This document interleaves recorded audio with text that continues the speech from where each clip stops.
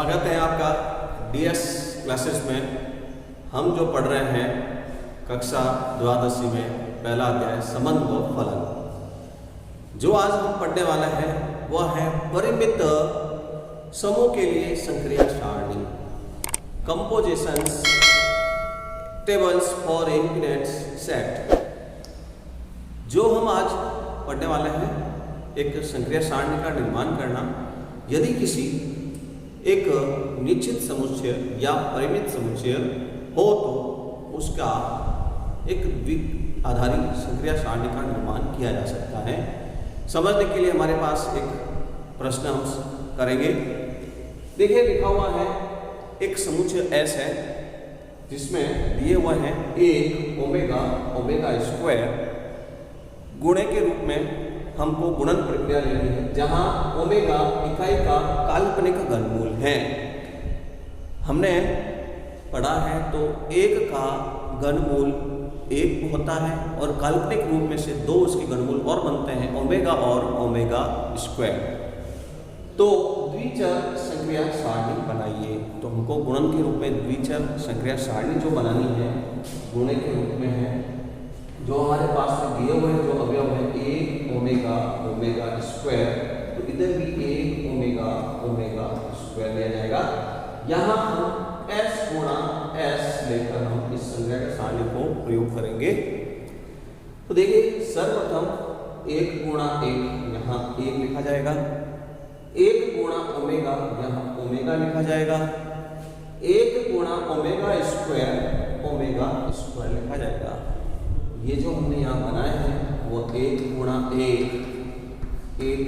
Omega और एक गुणा ओमेगा स्क्वायर से बनाए हैं। पुनः वापस हम ओमेगा का एक से गुणा करेंगे, ओमेगा इंटू एक, ओमेगा लिखा जाएगा यहाँ पर। Omega into omega square, omega into omega square,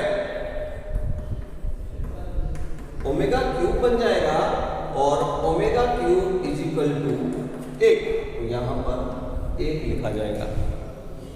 अंतिम ओमेगा स्क्वायर का गुणन संक्रिया का प्रयोग करेंगे हम। तो ओमेगा स्क्वायर इंटू एक, ओमेगा स्क्वायर लिखा जाएगा। तो यहाँ पर मैं ओमेगा स्क्वायर प्रयोग पे ले रहा हूँ। ओमेगा स्क्वायर का ओमेगा से गुणा करेंगे, omega square into omega cube, फिर वही वापस omega cube is equal to एक, तो यहाँ पर एक बन जाएगा। अंत में ओमेगा स्क्वायर का ओमेगा स्क्वायर से गुणा किया जाएगा, ओमेगा की घात 4, जिसको घात के रूप में गुणनखंड करेंगे। ओमेगा क्यूब इंटू ओमेगा, एक इंटू ओमेगा, पुनः ओमेगा लिखा जाएगा। तो अंत में यहाँ पर जो बनेगा वो ओमेगा लिखा जाएगा। Omega cube into dot omega, तो ओमेगा का मान एक इंटू ओमेगा होने से इसका मान ओमेगा बन जाएगा। तो इस तरह से हमने यहाँ एक ओमेगा स्क्वायर से द्विचर संक्रिया सारणी का निर्माण किया। लिखिए समझकर। तो देखिए द्विआधारित संक्रिया सारणी। एक और हमारे सामने प्रश्न, समुच्चय 1 2 3 4 5 अवयव हैं। ए और बी में द्विआधारित संक्रिया सारणी बनानी है निम्नतम ए बी द्वारा।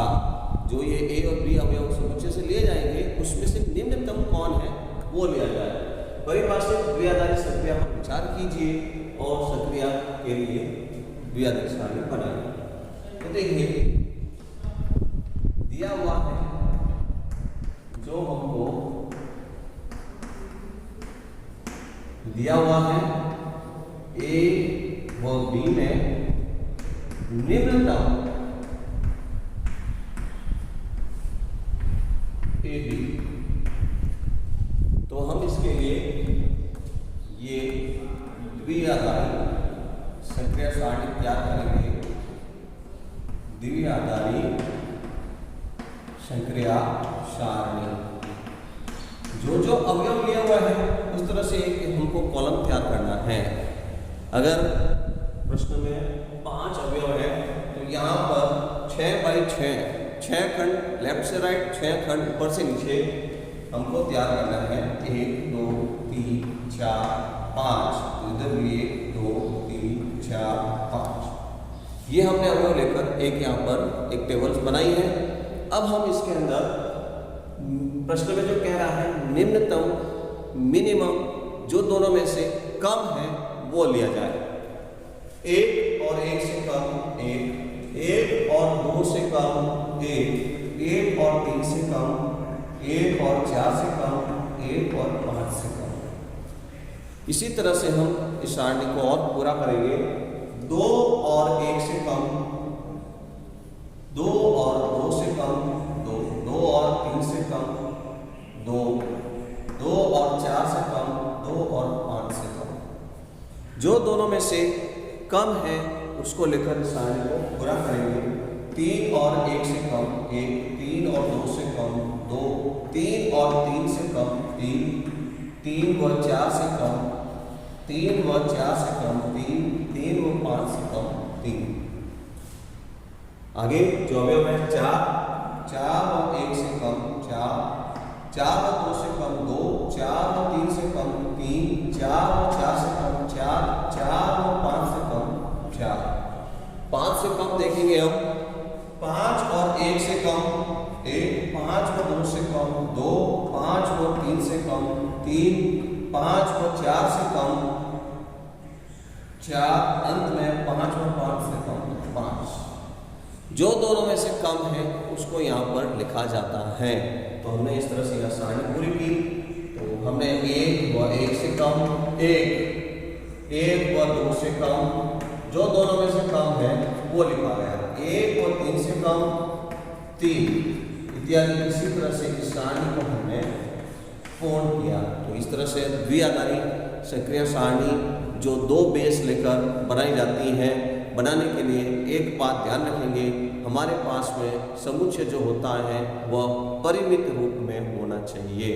यदि परिमित रूप में समुच्चय नहीं है तो द्विआधारी सक्रिय का सारणी का प्रयोग नहीं कर सकते हैं। और इसको बनाने के लिए 2 बेस लेकर द्विआधारी सक्रिय सारणी बनाई जाती है।